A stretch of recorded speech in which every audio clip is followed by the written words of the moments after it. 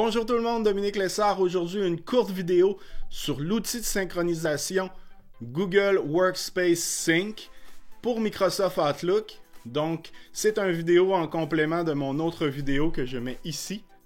Et vous pourrez synchroniser, si vous êtes abonné à Google Workspace, synchroniser votre Microsoft Outlook avec cet outil. C'est extrêmement pratique. Ça permet de synchroniser automatiquement votre compte Gmail à Microsoft Outlook avec cet outil. Gardez vos contacts, votre calendrier, vos tâches, toutes synchronisées ensemble. Donc, je vous montre comment ça fonctionne. On y va tout de suite. On s'en va sur le PC et on regarde ça. La première étape est de s'assurer que notre Microsoft Outlook est bien fermé. Ensuite, on va se diriger vers n'importe quel furteur et on va taper télécharger et installer GWSMO. Et là, ça va nous amener vers la page de support de Google. Donc, on est dans la page où on peut avoir de l'information pour télécharger et installer GWSMO. Et là, ce qu'on va vouloir faire, c'est aller ici un petit peu plus bas et aller à la page de téléchargement. Donc, pour ceux qui se demandent ce que veut dire GWSMO, ben vous l'avez ici, c'est en anglais. La page est en anglais, elle n'est pas offerte en français. Mais c'est pas grave, je vais vous guider. C'est très simple, on va aller ici, on clique.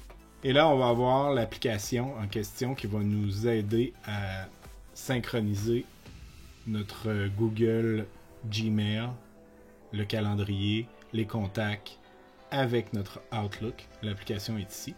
Si vous ne voyez pas l'application téléchargée, allez dans votre dossier téléchargement ou faites une recherche. L'application s'appelle Google App avec un S Sync.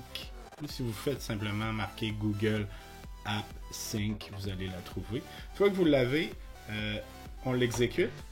Bien sûr, il faut avoir les droits administrateurs de votre Windows pour lancer l'installation. Mais si vous avez un seul compte Windows, vous devriez déjà avoir les droits administrateurs. Et c'est là qu'on va entrer notre courriel.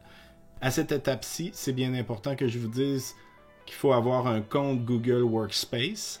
Et Google Workspace, c'est pour entreprise et c'est un compte payant. C'est pas seulement pour entreprise, vous pouvez aussi l'avoir en compte personnel et ça va marcher. Dans le fond, c'est la suite Google.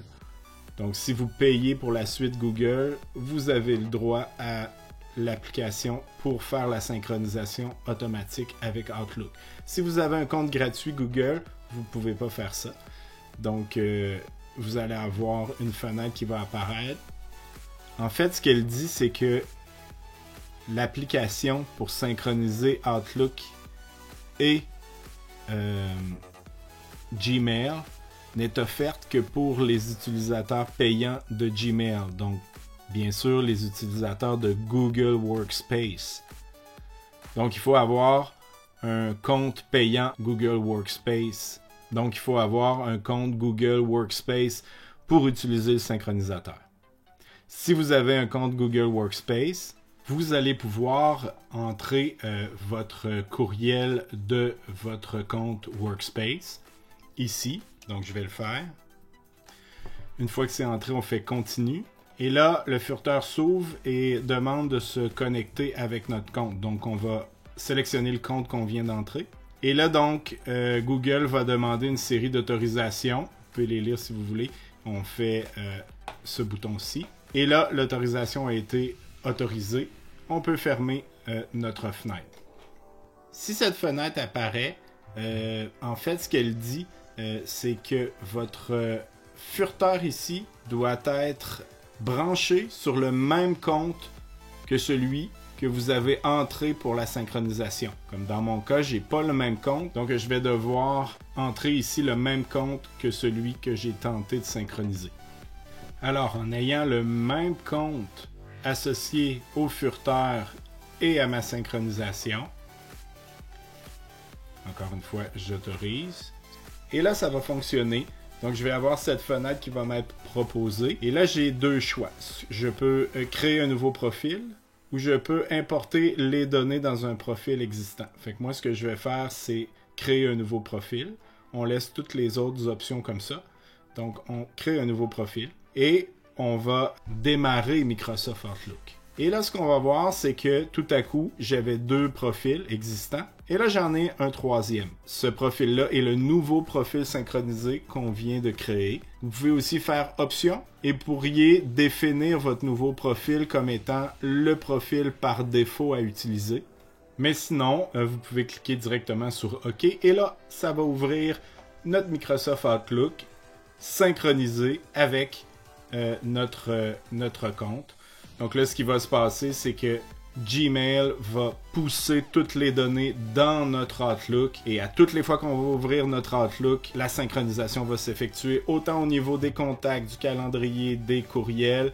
Mais si on fait ici, on peut voir aussi que les tâches, donc si vous utilisez Google Tasks, les notes, le carnet d'adresses, tout va être synchronisé avec votre Outlook.